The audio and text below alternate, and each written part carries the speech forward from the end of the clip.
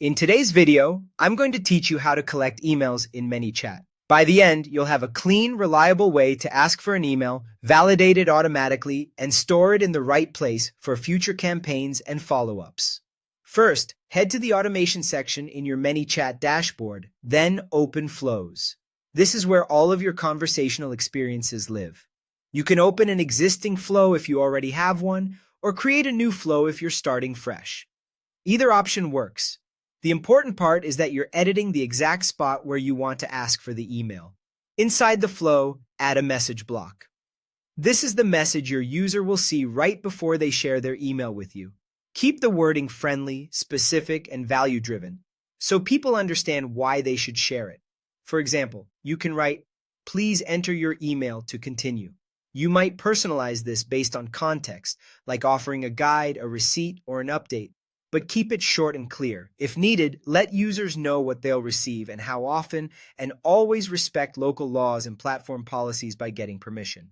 Now, beneath that message, click the plus action option. From the list, select user input.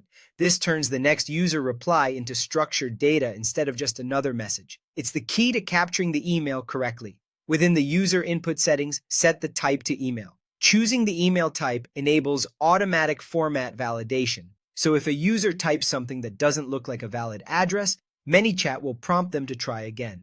This saves you time and keeps your list clean. Next, choose where to store the response. Set Save Response to Email System field. The email system field is Manychat's built-in place for email addresses. Storing it here keeps your data consistent across flows and channels, and it's the field that's most compatible with broadcasts, segments, and integrations you may use later. That's it. With these settings in place, every time a user reaches this message, they'll be asked for their email, Manychat will validate it, and the address will be saved to the email system field automatically.